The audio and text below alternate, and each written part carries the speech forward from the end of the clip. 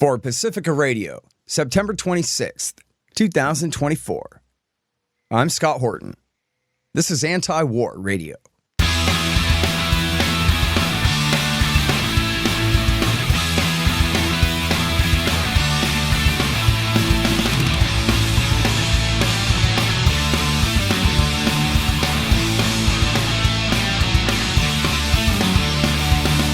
All right, y'all, welcome to the show. It is Anti-War Radio.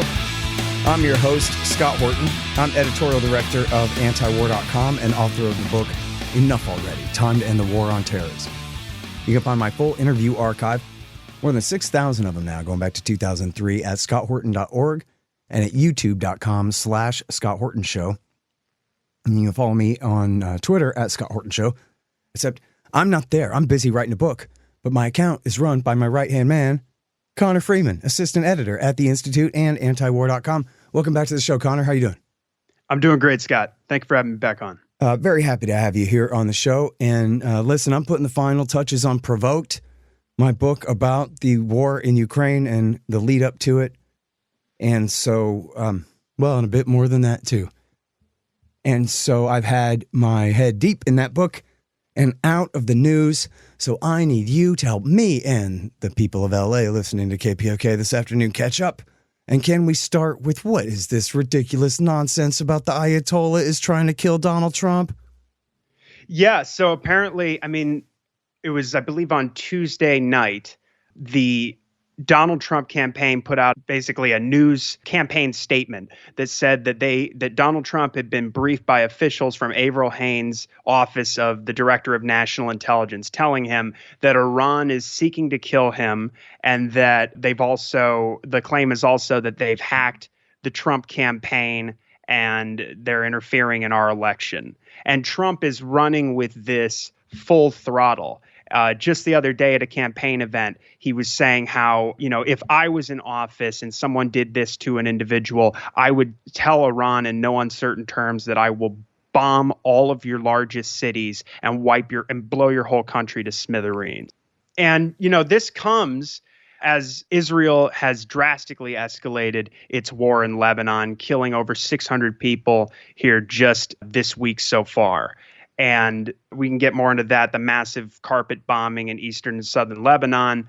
So Donald Trump is making these claims in the midst of massive escalations in the region. And he's campaigning now essentially on war with Iran.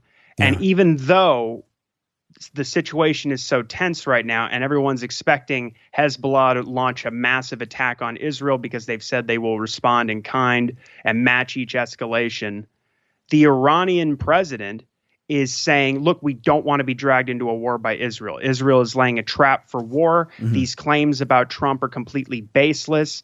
The president made comments at the UN General Assembly meeting in New York that they still want to negotiate with the Americans directly to get the U.S. to re-enter the Iran nuclear deal, which Trump illegally and unilaterally tore up in May of 2018, imposing the maximum pressure campaign, which Biden has only expanded. Mm-hmm. And their foreign minister, who's an architect of the JCPOA, the Iran deal, is saying, look, I want to start talks this week. Can we start talks this week? I know it's difficult with the way things are right now, but I want to get the United States back into the nuclear deal. So stop right there, right? So this is two different ways to interpret it. On one hand, see how sneaky they are. On one hand, pretending to try to extend the hand of diplomacy, while on the other hand, they're trying to wage this attack on our country.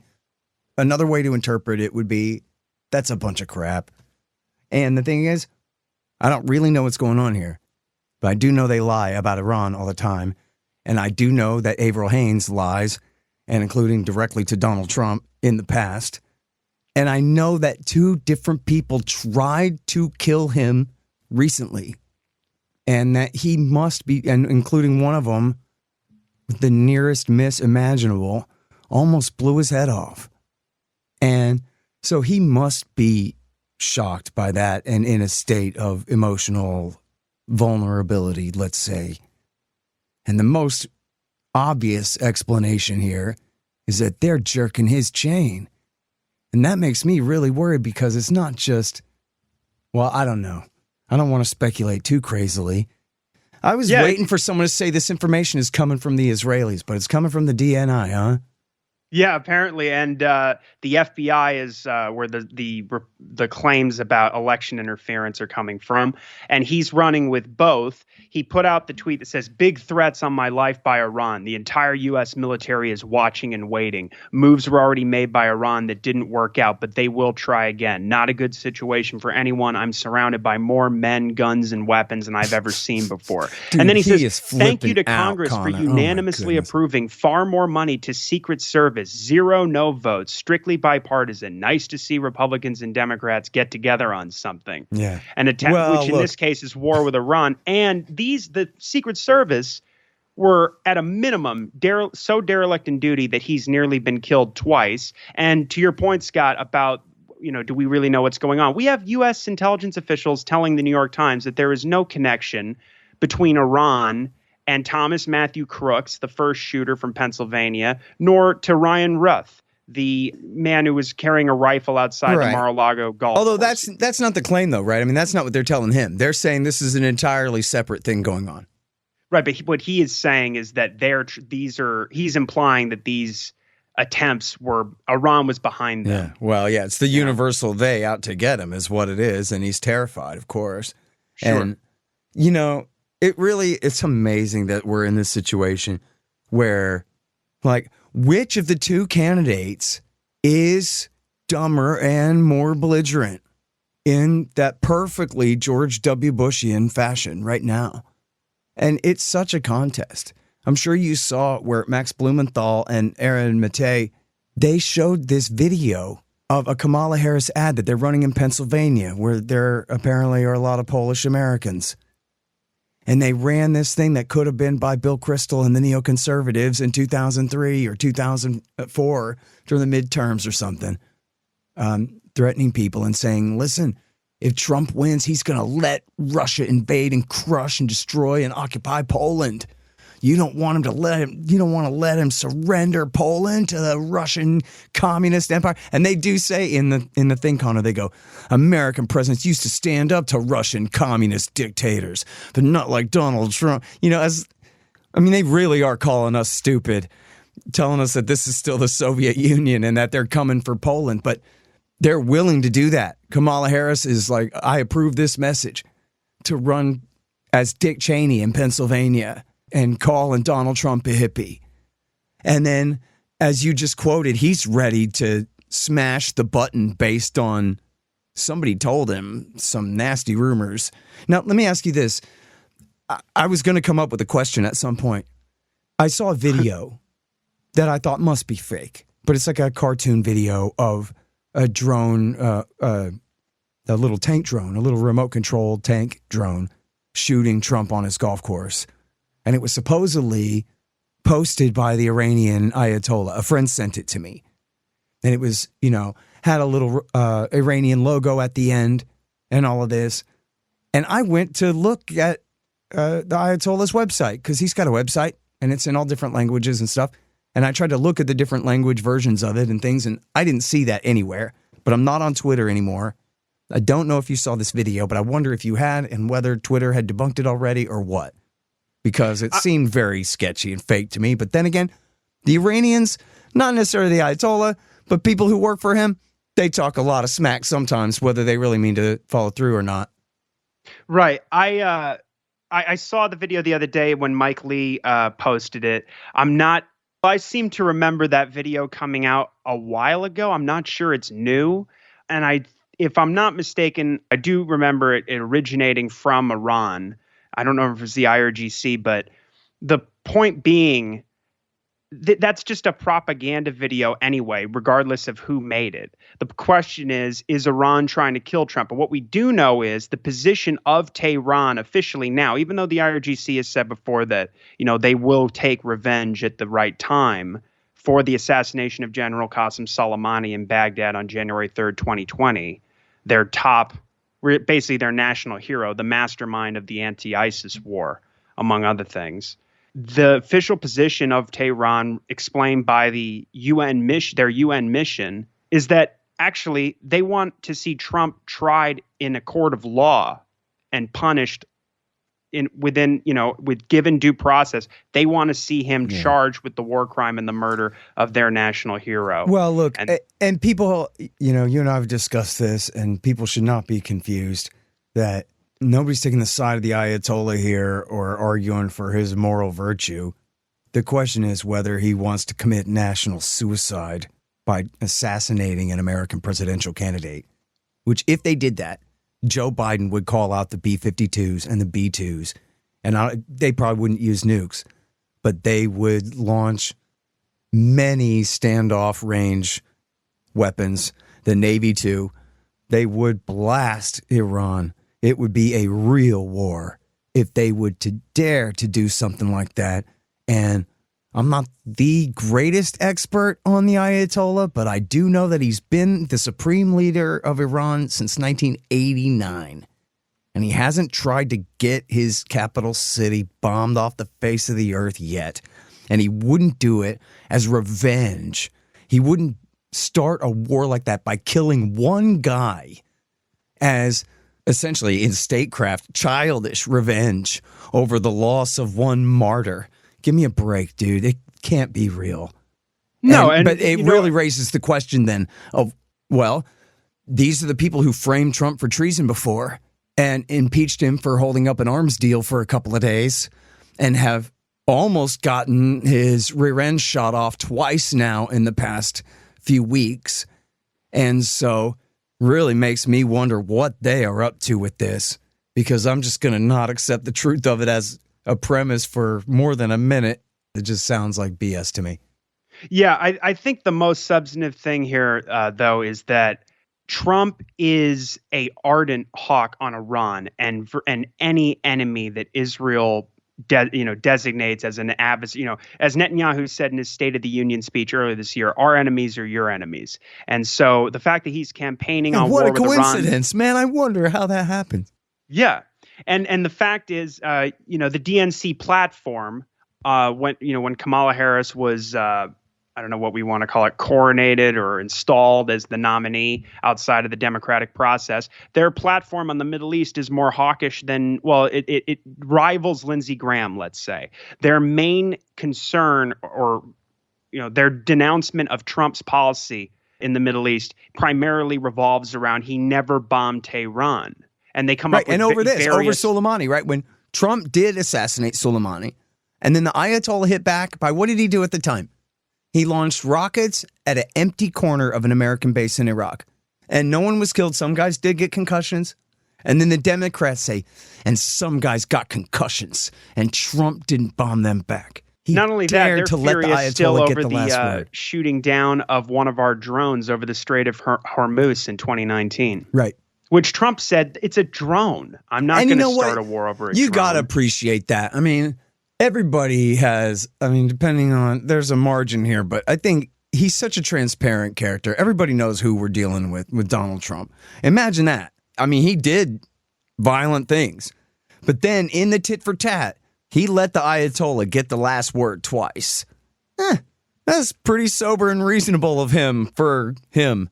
He might have done much worse. And I'm quite worried that he will do much worse if given the chance. Because, again, how gullible he is. He's at the mercy of whatever Robert O'Brien says. Or He's also been given $100 million by Miriam Adelson. Yeah, And that plays a huge role, I'm sure, in his eager acceptance of this narrative from the same people that framed him for treason the last time. It's really bizarre. This is the Biden administration and the intelligence community and the same people, some of the same people. Avril Haines was John Brennan's lawyer and deputy. This is the same kind of cabal that pulled off Russiagate. And you have the FBI involved, convincing him of this baseless, so far we haven't been provided evidence, story that works. Well, and remember, Connor, we know already. Remember, go back a few weeks where this started. They said, well, there was a Pakistani guy who had been recruited by Iran, and we know that because this informant that we paid got him to admit it, and the Pakistani guy tried to hire American FBI informants to kill Trump. Well, that doesn't sound like the Ayatollah and the IRGC running a plot to murder the presidential candidate. Give me a break, dude. We've seen that movie 350 times. Everybody can read Trevor Aronson about that, the great journalist Trevor Aronson. The FBI and their informants, they manufacture these things all the time. And you're telling me one guy, the Iranians, hired a Pakistani, which, whatever, that's reasonable. I guess it's deniable in a way, but fingerprint-wise. And then he came to America and just tried to hire randos to do it for him? Come on. This is silly, dude. And that was where this thing started from. And they're still pushing it. Hey, y'all, let me tell you about Robertson Roberts Brokerage, Inc. Nobody trusts the U.S. dollar anymore. Foreign governments are stocking up on gold instead of $100 bills. 1, they know they need to. And 2, that means you need to, too. Interest rates are up, but for some reason, not much for savings accounts. Park your money there and watch Uncle Joe Biden just counterfeit its value away. You can see how the Fed is afraid to raise rates to beat inflation for fear of popping the current bubbles, at least before the election. So more inflation it will continue to be. Gold is your shield against monetary and price inflation, just like it always has been. Now, Tim Fry and the guys over at Robertson Roberts are recommending gold over silver since the world's almost 200 governments are putting their own pressure on the price, which should help everyone else who makes similar calls on their own. Of course, Robertson Roberts can help you with platinum, palladium, and silver, as well as gold. Don't let the Fed and the war party inflate all your savings away. Look up Robertson Roberts at rrbi.co. That's rrbi.co. Hey, y'all, you should sign up for my Substack. It's scotthortonshow.substack.com. And if you do that, you'll get the interviews a day before everybody else. But not only that, they'll be free of commercials. How do you like that? Pretty good, huh? scotthortonshow.substack.com. Hey, y'all, libertasbella.com is where you get Scott Horton Show and Libertarian Institute shirts, sweatshirts, mugs, and stickers and things, including the great Top Lobsters designs as well. See, that way it says on your shirt why you're so smart. Libertas Bella, from the same great folks who bring you ammo.com for all your ammunition needs, too. That's libertasbella.com. Hey, y'all got kids or nephews or anything? You know about the Tuttle Twins books, right? Libertarian lessons about life, liberty, truth, and the state. It's really great stuff. And hey, did you guys know I'm a Tuttle Twin? Or, well, I'm a character in their world now. Skater Scott, local vert dog and anti-government know-it-all. They introduced me in a short book last year, and I hear they're going to develop my character's story a bit more in the future. Cool, right? Anyway, they're now celebrating 10 years and having sold millions of these books. And now they're giving away a free magazine at TuttleTwins.com/10years. There's no shipping charge, and they're not going to ask for your credit card. It's just a free magazine. The gimmick is that inside the magazine, they've got a really great deal to get all the books. The best deal they've ever offered, which you will certainly want to take them up on. So go to TuttleTwins.com/10years for your free magazine. And someday, hopefully soon, you and your kids will be reading all about the libertarian antics of cartoon me, along with all my new pals. That's TuttleTwins.com/10years. See, my problem is I'm writing this book about Russia and all this stuff, but somebody should be on the case of this and keeping close track. I smell a rat, and it's an incredibly dangerous one here. And and speaking of which, who's bombing who in Lebanon right now in northern Israel, Connor? Yeah, absolutely. So Israel last week, the defense minister of Israel, Yoav Gallant, shortly before this attack took place, called Lloyd Austin, told him there's an imminent operation taking place, but according to the Wall Street Journal, he didn't divulge details. So the latest escalations really began with this massive terrorist attack where they blew up. They had rigged with explosives shipments of walkie-talkies and pagers that Hezbollah had acquired, and they blew them up in midday. They had the various devices started beeping loudly, so people would pick them up, look at them, and hold them to their faces, and then they would explode. So you have children whose entire faces were blown off, and a lot of civilians were killed in this attack. And there were, in the two separate attacks, you've seen thousands injured and roughly, I believe, about 38 people killed, including a 9-year-old girl and an 11-year-old boy. These explosions went off in people's cars. They went off in crowded markets, in hospitals. Connor, if you think about it, it's just fun sometimes to just take the situation in Palestine and just switch shoes and feet anywhere else. Like, what if Margaret Thatcher did this to the IRA? And like, hey, the IRA are setting off bombs. They're killing people. They're killing soldiers. They're bad guys. And then she goes and gives them all booby-trapped pagers and blows their children's faces off. What? No, she wouldn't have done that, as merciless as she might have been in some cases. That's insane. Imagine even W. Bush doing that as some sneak attack against Al-Qaeda in Iraq somehow. Pagers in people's civilian homes, blowing up their families at dinner and this and that. No way would they do. Well, I don't know, man. No way did they think of that at the time, Connor. I don't know, but it's extremely outrageous. It is really just crazy. And Leon Panetta, the former CIA director and Pentagon chief under Obama, has condemned it as an act of terrorism. And Leon Panetta said that, huh? Yeah, absolutely. And so, former Secretary of Defense and CIA director and a bloody-handed killer of his own, in his own right. Yeah, even this was a little bit beyond the pale for him, I suppose. Amazing. And since then, Israel has been bombing. They've bombed Beirut at least 4 times, including I saw reports of new strikes in the southern suburbs of Beirut this morning. But on Friday, they killed 55 people, including 10 women and children. They targeted a Hezbollah commander, a senior commander who was having a meeting with other officials in the political group, the paramilitary force. It's also a political group, but these were more military guys, and they were beneath Beirut under a residential building in tunnels. And so these massive strikes came, and it's caused concerns about, to what degree the command structure is infiltrated by the Israelis, because it's puzzling as to how they knew that was where the meeting was taking place. And then on Monday, there was a massive carpet bombing attack in eastern and southern Lebanon, as well as Beirut, that killed 558 people, including 50 children and almost 100 women.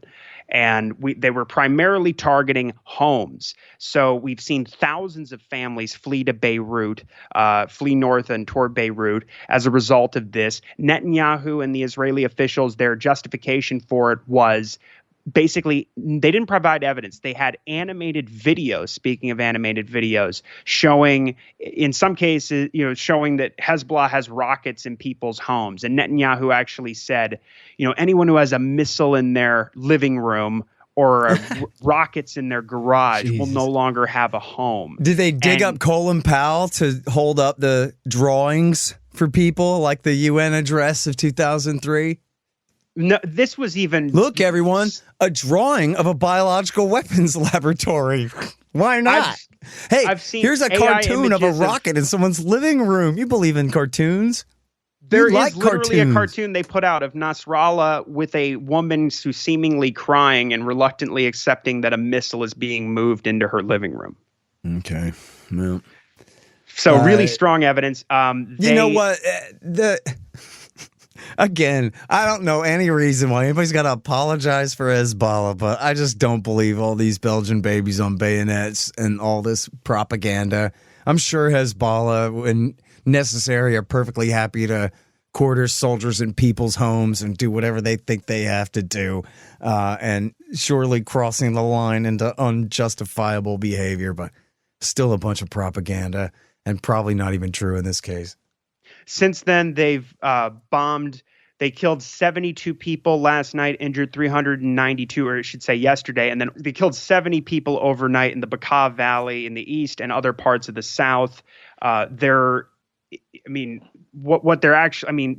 plan is apparently, and this has been outlined by the diaspora minister, who says that Lebanon does not qualify as a state because it's run by a hostile Shiite population. And essentially what they're talking about, just like we've seen in Gaza, just like we've seen in the West Bank, they want to carpet bomb the south, make it uninhabitable, push all those people back up north, and get Hezbollah behind the Litani River at a minimum. Yeah, and then they want to go into southern Lebanon and build settlements there. Yeah, greater Israel. There's a couple of different under movements. Any pretext. There's reports on antiwar.com today about it. And of course, it's not true that Hezbollah just rules Lebanon. Lebanon is what they call a confessional system, where you have, and this is wrong, but just for example, a Sunni prime minister, a Shiite president, a Christian head of the Senate, and a different kind of Christian head of the Interior Department, and it's structured like that, which is a weird way of doing things, but they've gotten by for a long time. And Hezbollah is in a coalition with a group called the Aounists, named after Michael Aoun, who is a Christian. And so, this is a government that is supported by the United States of America. It's not exactly a democratic government, but it's as good as you could get for Lebanon. And it's just a lie and a slander, of course, to justify killing and stealing that. Lebanon, Hezbollah rules all that. No, Hezbollah has a mini state in the Shiite South. They're part of the coalition government. That doesn't mean they lord it over the other populations there.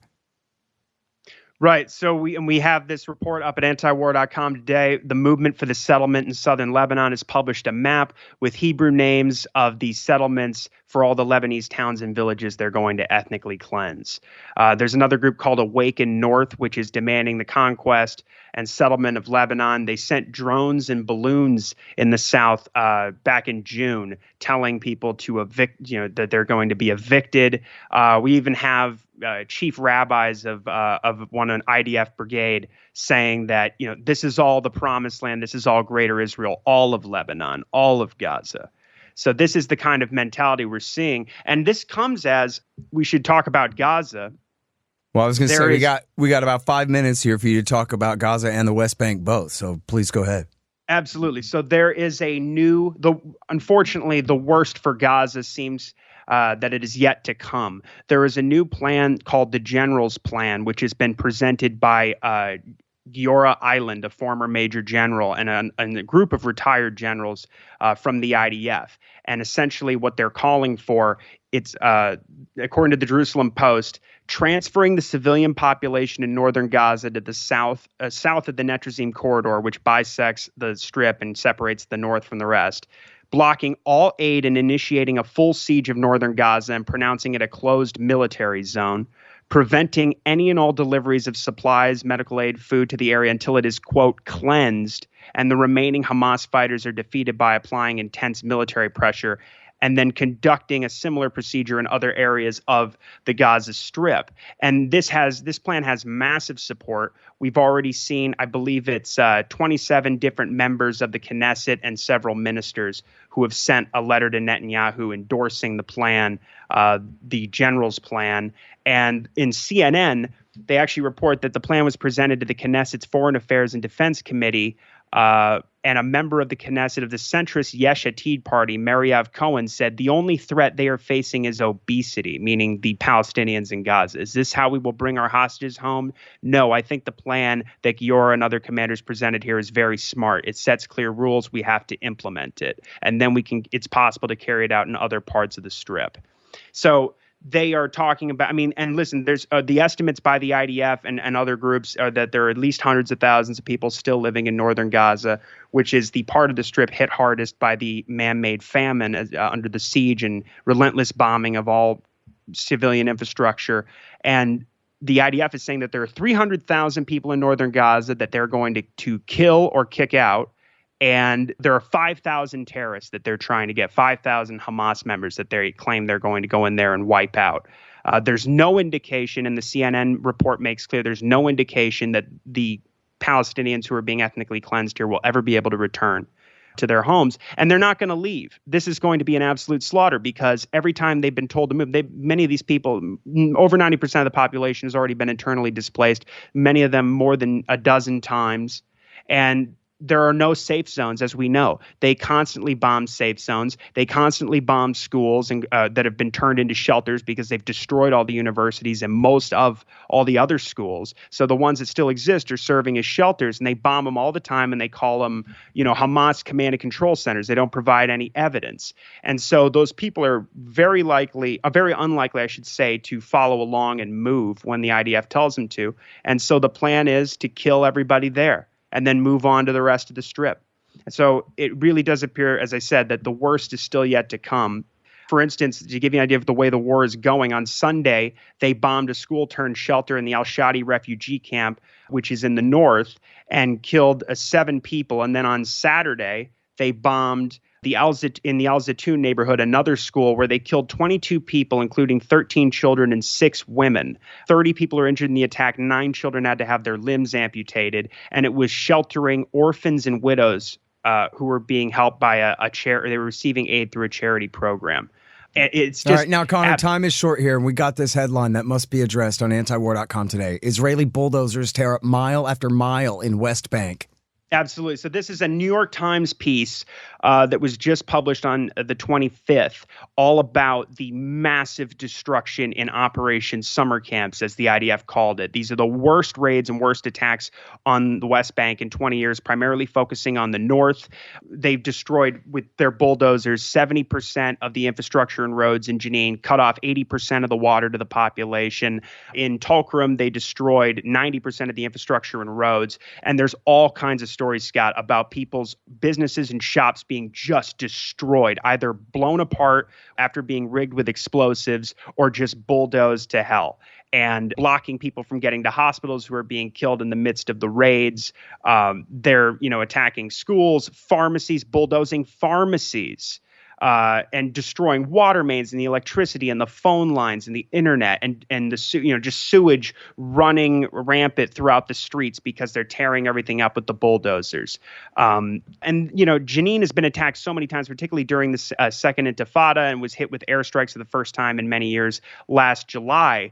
The people who live there have said they've never seen anything like this. And the message is Gaza is coming to you, as the director of Al-Haq, a West Bank-based rights group, said. That they know that the plan is to come in and kill the Palestinians in the West Bank and expel them. We've already had the IDF say that this is the second most important front before their latest escalations in Lebanon. Yeah. And they even demolished the town's soccer field. It's so easy to predict that Trump would tell them, fine, do whatever you want. But I can't see Harris being that easy, but I can't see her standing up to them at all either, right? Like, what is she going to do? No. How could Trump be worse than the Democrats are right now? I don't think he could. The message seems to be, until Biden leaves office, you have a green light to do whatever you want, and that'll carry over to the Trump administration. Yeah, and Harris, like too. Like you said, with Harris, too. Absolutely. All right, that's it. I'm sorry, we're out of time. It's Antiwar Radio. Thank you very much for your time. Connor Freeman, everybody. Thanks, Scott. All right, you guys, Antiwar Radio. I'm here every Thursday from 2:30 to 3 on KPFK, 90.7 FM in LA. See you next week.